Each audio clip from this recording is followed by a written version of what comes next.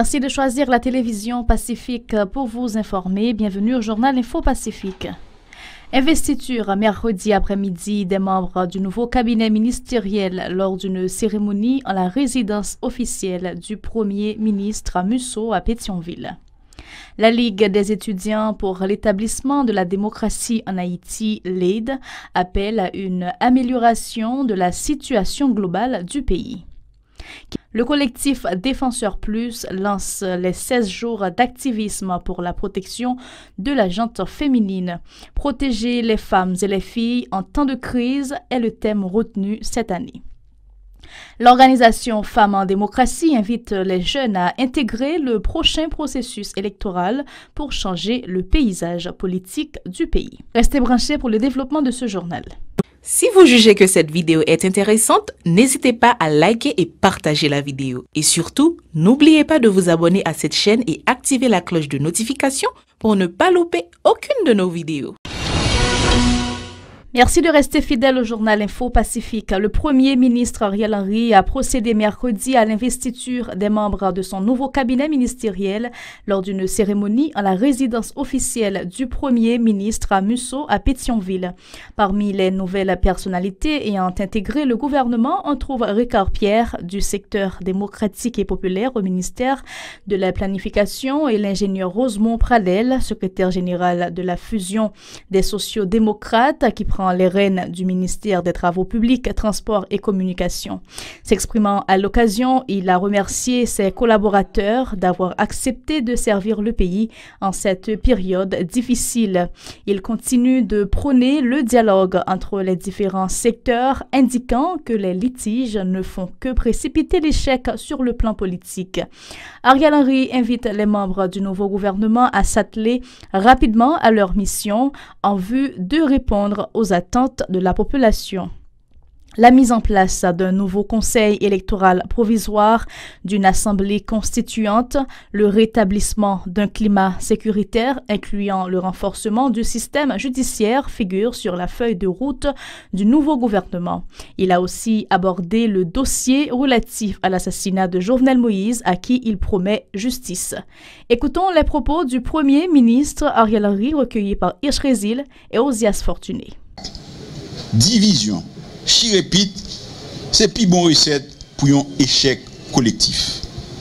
Je vais me remettre au travail pour mettre en œuvre les instances prévues dans l'accord. Je veux rassurer les secteurs qui, à cause de l'insécurité, ont hésité à s'engager dans la mise en place d'un conseil électoral provisoire, de l'Assemblée nationale constituante et de l'autorité de contrôle et de suivi, et leur dire que nous travaillons à la résolution de ce problème. Nous devons dès à présent commencer à préparer les échéances. L'article 12 de l'accord fixe un ensemble de tâches au gouvernement qui prend fonction aujourd'hui. À ceux qui disent que le menu est trop copieux, je réponds qu'avec la bonne volonté et la participation du plus grand nombre, nous pouvons y arriver.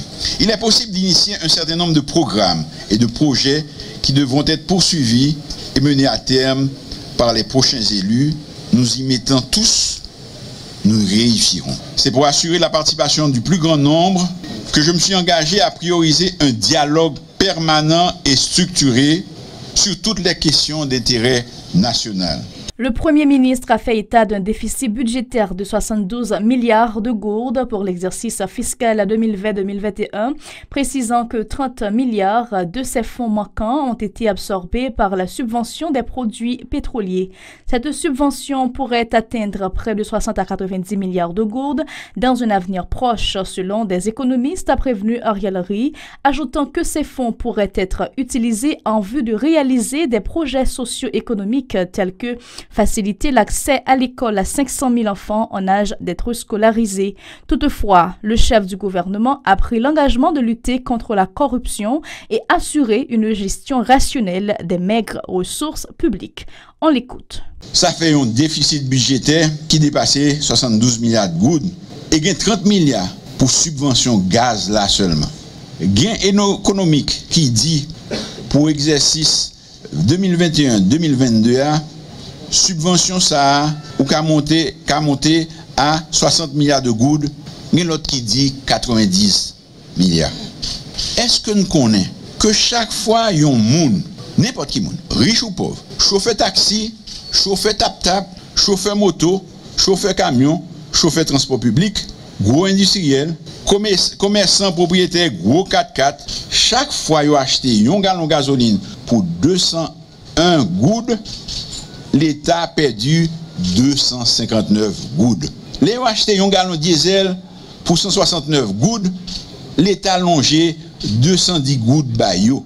Pour un citoyen qui a acheté un gallon kérosène pour 163 gouttes, l'État a obligé de mettre 195 gouttes pour lui. Ça n'a pas qu'à continuer comme ça.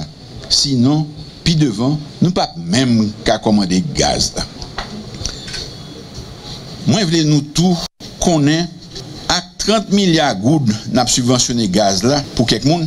Nous avons bailler peuple là en pile service. Nous avons mettre plus policiers dans la pour bailler bon gens sécurité. Nous avons bailler plus blindés. Nous avons employé plus professionnels faire l'école pour 500 000 petits moun qui pas qu'à aller l'école. Nous avons construit et équipé plus l'hôpital. Autre information, la Ligue des étudiants pour l'établissement de la démocratie en Haïti, LEAD, appelle à une amélioration de la situation globale du pays. Lors d'une conférence de presse, mercredi, les membres de cette structure ont indiqué que la majorité de la population est en proie à une précarité extrême en raison de la persistance de la crise. L'insécurité chronique exacerbée par les cas de kidnapping spectaculaire empoisonne l'existence des citoyens, souligne l'organisation qui dénonce la crise des produits pétroliers qui vient compliquer la situation davantage. Les responsables de LEAD condamnent aussi les acteurs qui ont accouché de multiples accords qui ne renferment pas effectivement les desiderata de l'ensemble des citoyens.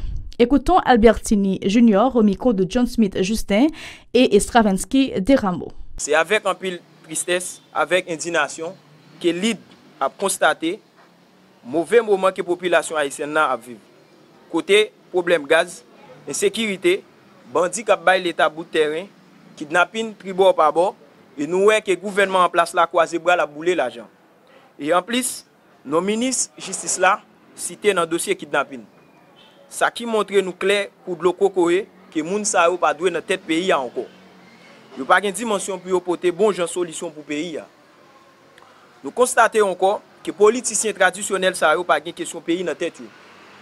Ça dans la tête, c'est chercher par n'importe qui moyen, c'est profiter de n'importe quelle occasion pour venir riche sous deux peuples.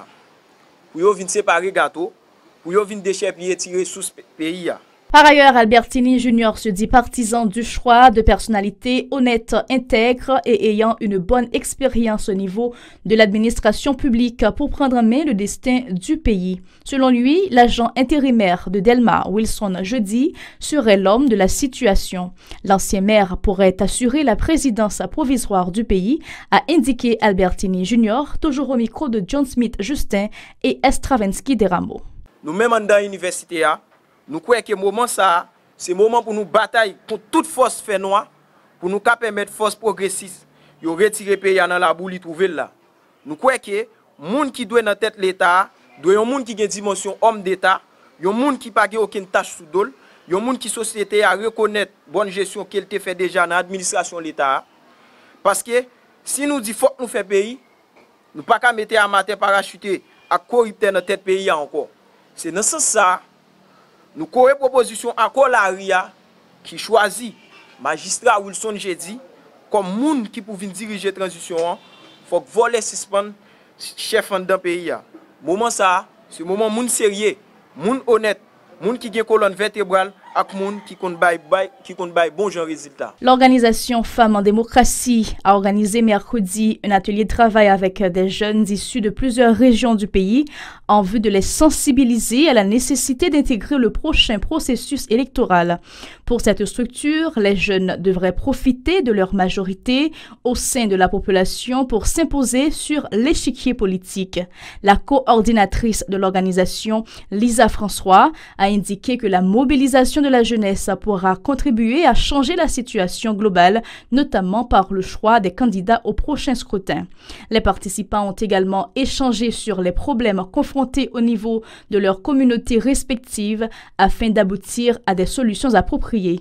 Les propos de Lisa François recueillis par Esdra Jeudi et Mackerson Mexil. En démocratie qui travaille, qui est habitué à travailler avec femmes dans différents domaines et qui travaille avec jeunes. Donc matin, activité ça a fait dans l'idée pour inciter, encourager jeunes justement réfléchir, brasser l'idée sur différents problèmes que vous rencontrez dans la communauté et ensemble comment dans perspective jeunes il y aurait réponse si vous voulez effleurer quelques pistes de solutions à différents aspects que nous avons dans le cadre de journée ça. Donc nous attendons à ce que jeunes produisent des réflexions et des réflexions qui pourraient permettre nous, à travers le programme Femmes en démocratie, prendre en compte différentes propositions, différentes recommandations que jeunes ça pourra le faire.